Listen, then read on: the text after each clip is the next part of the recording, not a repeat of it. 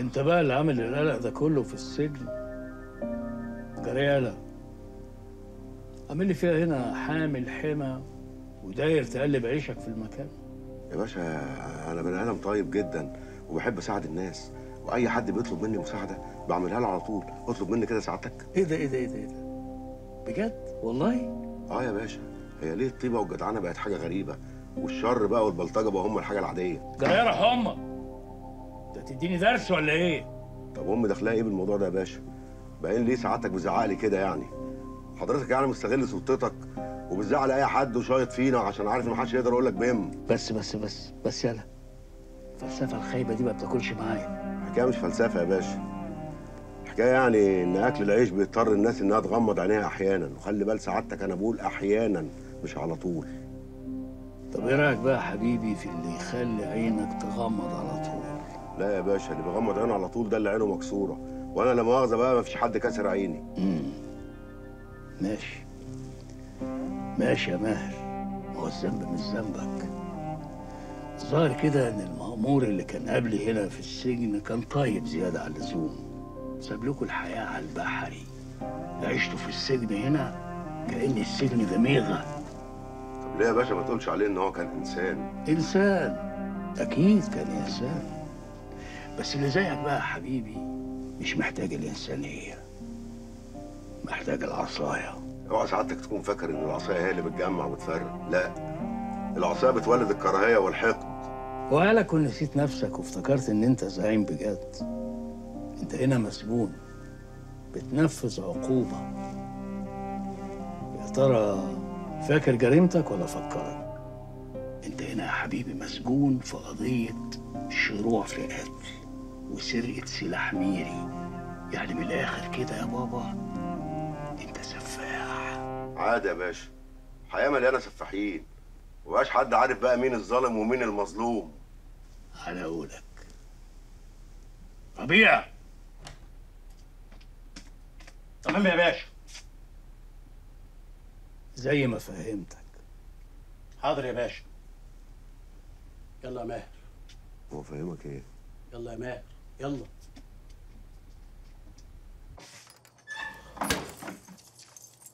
تعالى يا ماهر. ايه ده؟ وانا هقعد هنا لوحدي؟ معلش يا ماهر. تصدق كان طول عمري نفسي اقعد لوحدي. يا سلام، كده الواحد يبقى له خصوصيه خاصه بيه هو. تصدق انا كنت كل ما اخش اوضتي في بيتنا امي تخش ورايا ورك فرك فرك ورك، انت عارف بقى الحريم ورغيهم، لكن كده مية مية الواحد يبقى مع نفسه تماما. بس هي شرحه وبرحه وتمام، عيبها بقى حاجه واحده، ما فيهاش منفس هوا. معلش يا ماهر، انت عارف يا ابني لو كان عليا انت عارف. انا عارف، انت غصب عنك، انت مغلوب على امرك يا عم ربيع. هتعمل ايه؟ للاسف بقينا دلوقتي عشان اكل العيش بقى كله ياكل في بعضه. مش عارف البيه المأمور حبسني ليه؟ وزعلان مني قوي قوي كده ليه؟ عشان يعني مش عاجبني السجن؟ عشان مش عاجبني المستشفى؟ هي بقى كده، بس انا كده بقى مية مية. يمكن من وجهة نظرك ووجهة نظر ناس كتير ان انا خسران، لكن بالنسبة لي انا كسبان. ده انا كسبان نفسي. عارف لو انا كنت وافقت اللي اسمها فريدة دي وبعت لها خليل كنت اخسر نفسي. اه والله كنت ابقى عبد ليها ولفلوسها، لكن انا كده انا حر يا عم ربيع. انا كده حر يا عم ربيع. انا حر يا عم ربيع. انت حر يا ماهر. انا حر يا عم ربيع. انت حر يا ماهر. بتمتع بالحريه يا عم ربيع. بتع زي ما انت عايز يا ماهر. ربنا يخليك يا عم ربيع. ياه، كده الواحد بقى مع نفسه وبراحته منه لنفسه كده، بياخد يدي وهوب بتاع كده، ايه، من بقي لوداني ومن وداني لبقي، اكلم نفسي بنفسي ومحدش له دعوه بيا. انا حر يا عم ربيع، انا حر.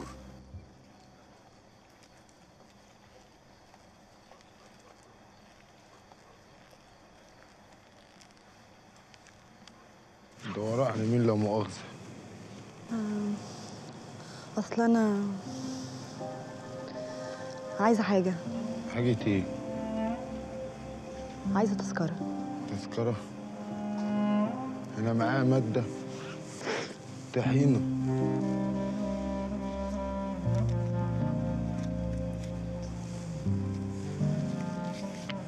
دقيقة واحدة وراجعلك.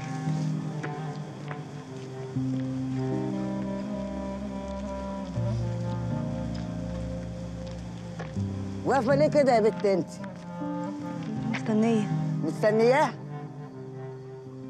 اصل انا اصل انت ايه البلاوي دي اللي بتحدف علينا؟ اتكل على الله، اتكل على الله، انا مش همشي من هنا غير ما اخد اللي انا عايزاه.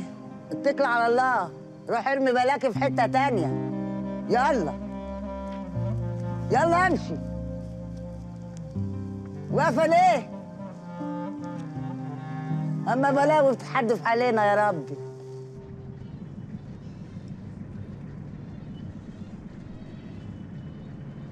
ابنك ده؟ اه يا حبيبتي. ما شاء الله، الله اكبر. ممكن اشيله شويه؟ بسم الله الرحمن الرحيم. ده نايم. تضحك للملايكه.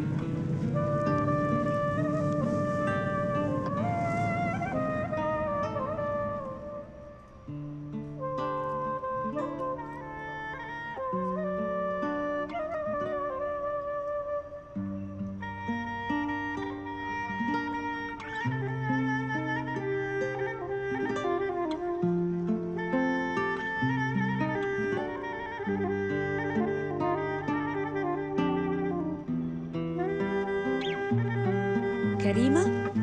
كريمة؟ كريمة مالك يا حبيبتي؟